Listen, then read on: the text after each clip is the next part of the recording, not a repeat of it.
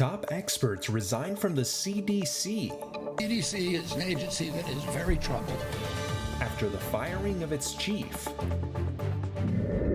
The White House fighting back. We are going to continue to fight in the court of law for what's right. Against the judge's order to shutter alligator Alcatraz. And the fish looking to bounce back. And Lopez breaks his bat. McNeil's going to come home with it for the tag play. Save! With a big win in the Big Apple. These stories and more coming up on Newsbreak. Hello, South Florida. I'm Julie Lascano. And I'm Paula Sirignano. Today is Friday, August 29, 2025. Live from the Lee Caplin School of Journalism and Media in North Miami, this is Caplin News. CDC shakeup after a change at the top for the Centers of Disease Control and Prevention. The White House is making up firing and hiring decisions. The announcement of new leadership was made a day after the CDC director was forced out. Thursday, the administration announced O'Neill, Deputy Secretary of Health and Human Services, will serve as acting CDC director. O'Neill is a close ally of the Secretary Robert F. Kennedy Jr. During his confirmation hearings for the previous role, he said he supports vaccines, but argues the federal government went too far during the pandemic response. There's a lot of trouble at CDC, and it's going to require getting rid of some people over the long term in order for us to change the institutional culture.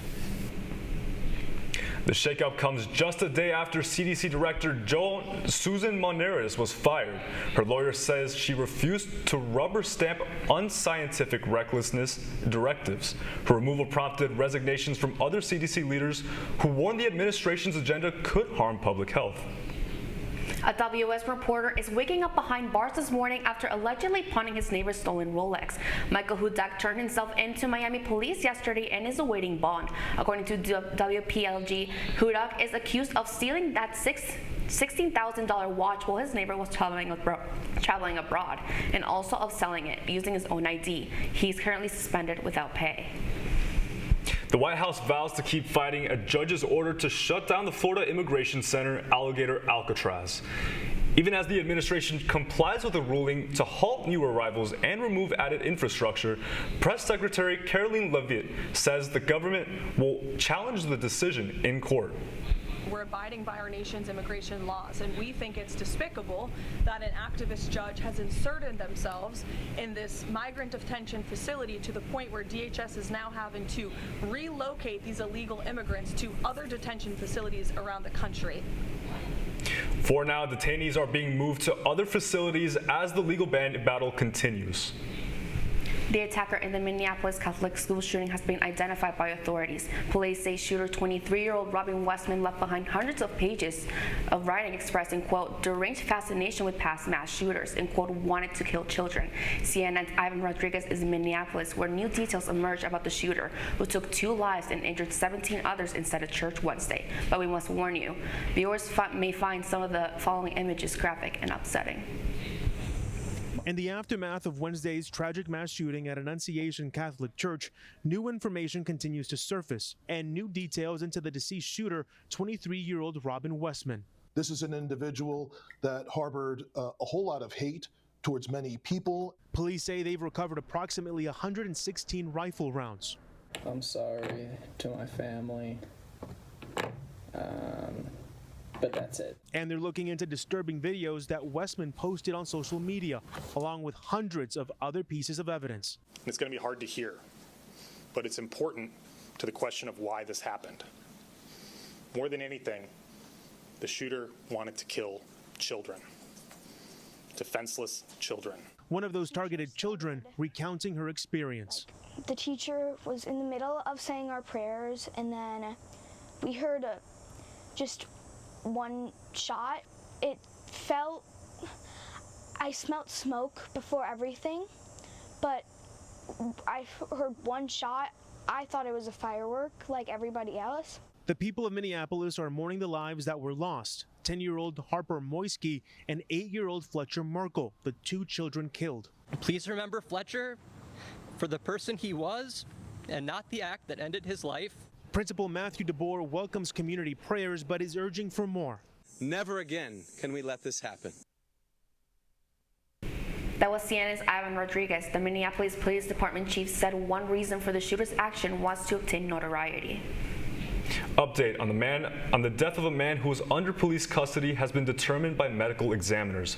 Back in June, Dante Melton Jr. went to the police for help during a mental health crisis, trusting them. His death was ruled as a homicide, but that does not mean a crime was committed. What's wrong? What's going on? Dante Melton Jr. went directly to police for help during a mental health crisis June 24th, flagging down an officer at a West Baltimore intersection.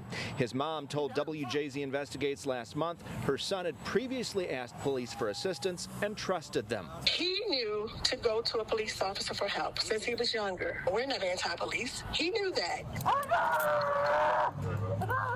Police quickly cuffed his arms and legs so he could not run into traffic. About 20 minutes after the initial encounter, Melton went limp. Police called for a medic, but because of a problem with the dispatch system that connects police and fire, it never came. Can we reorder the medic? The gentleman is now unconscious. One officer on scene admitted it did not look good. Optically, looks bad. Of course. No, I get it. It made sense to wait for the medic. Yeah. We tried to put him in there. We realized, hey, but now it's just too long. It's too long. We have a duty to do our best. It only took police 2 minutes to get Melton to the nearest hospital ER when they eventually drove him. He laid on a hot pavement in handcuffs and shackles for over 40 minutes, an hour, while they were trying to determine how to help him, but it doesn't sound like anyone did. He needs to be in a gurney. At an oversight hearing last night, the police commissioner admitted the computer-aided dispatch system, or CAD, has failed numerous times this year alone. Our CAD system is many years old, and quite honestly, it's failed about 25 times this year. As for the mental crisis response, the city council president says he supports more extensive crisis intervention team training for officers. It's voluntary now, and he says only 23% of patrol officers have received it. Police are ill-equipped to provide mental health care.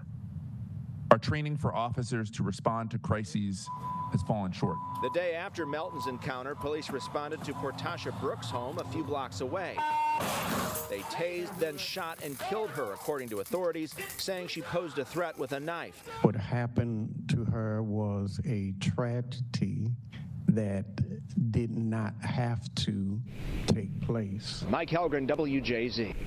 A human rights lawyer meets with the truck driver accused of causing a deadly crash on the Florida Turnpike. The driver, Harjinder Singh, was driving a semi-truck when police say he made an illegal U-turn, resulting in a collision, killing 3. We will be committing $100,000 in humanitarian aid for the families of the deceased victims. Singh's arrest has sparked outrage in parts of the country due to his undocumentation, with some saying he should not be there.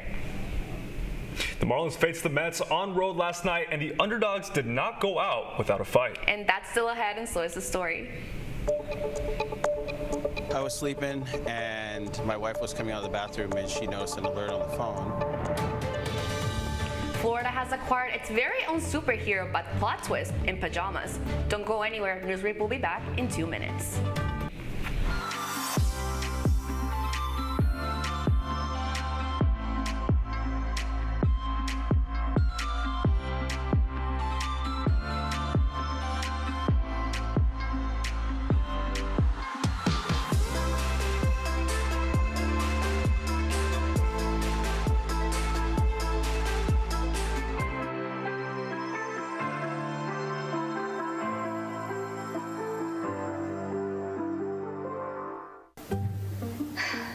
Really use a new tablet. I just don't have the money. Let me ask you something. Do you have a Pell Grant? Yes. You do know you can get a free tablet, right? Did you say free? Yeah, free. It's simple. And the application is done in the store. I could really use a tablet. Go get one. Another satisfied customer. Stop by Panthertech in the Graham Center at FIU MMC today to speak with one of our associates to get your free tablet. Type 2 diabetes can have a big impact on your life. But how can it be prevented? Well, the first step is knowing if you have something called prediabetes. Take the 1-minute risk test today at doihaveprediabetes.org.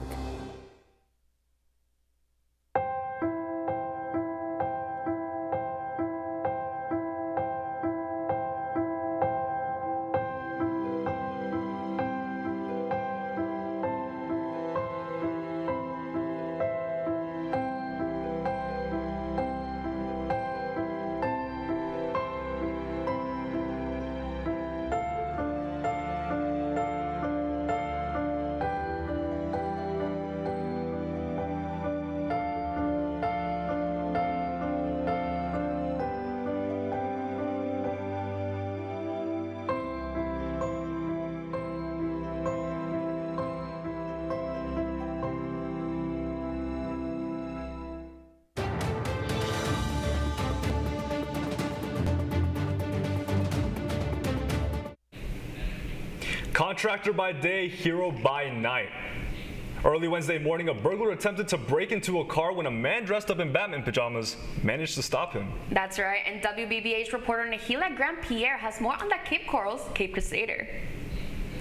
I was sleeping and my wife was coming out of the bathroom and she noticed an alert on the phone. At 2 a.m., Kyle Mivette jumped out of his bed in his Batman pajamas, got in his truck, and drove around his southeast Cape Coral neighborhood. He said he found a possible burglar in his neighbor's garage. That's when he swooped in. I grabbed a hold of their shirt and their right wrist and I told him, I said, listen, don't try to get away. Mivette says the neighborhood here in southeast Cape Coral is usually pretty calm, so he left his vehicle unlocked. That's how the suspect was able to steal more than $800 worth of personal items from both him and his neighbor. Police showed up quickly after and arrested Justin Schimple. They say he'd taken 2 pairs of Ray-Ban sunglasses, a wrist wallet, and more than $500 worth of gift cards. This is a crime of opportunity. People are leaving their doors unlocked so people can get inside and steal their items. Contractor by day, hero by night. I don't have a Superman pajama because he's kind of, if you're impervious and invincible, you're not really brave. For Gulf Coast News, I'm Nayla Grandpierre. After losing 2 in a row at home, the Marlins were looking to start their home game series on a high. They were playing their division rivals, the Mets, in New York last night. The Fish broke a 4-4 tie in the 7th inning with 3 runs. Then they hung on for a 7-4 win. The same 2 teams play tonight at 7:10 p.m. You're watching Newsbreak, and we're coming right back.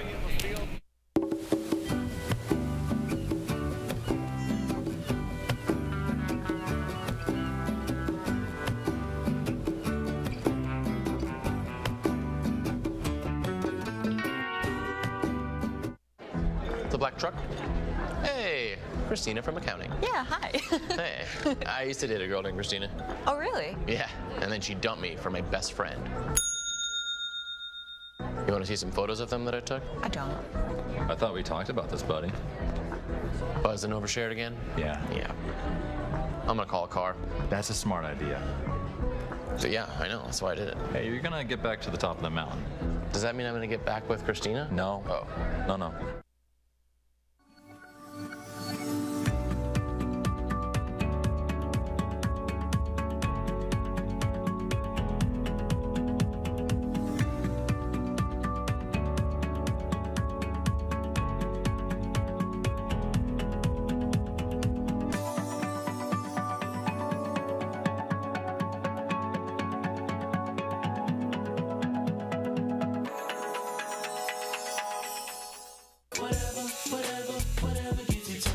There are a lot of ways to reach out to a friend about their mental health.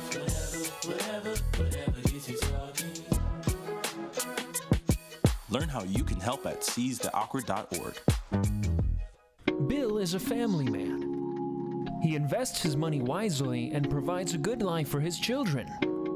Just one problem. He often opens emails from senders he doesn't know, and his computer is not password protected. One day, Bill checked his bank account and 94% of malware attacks originate from emails. Don't be like Bill. Take your cybersecurity seriously. And that's all the time we have for Newsbreak. I'm Paula Sirignano. And I'm Julian Liscano. Thank you so much for watching, and get more news anytime at caplinnews.fiu.edu.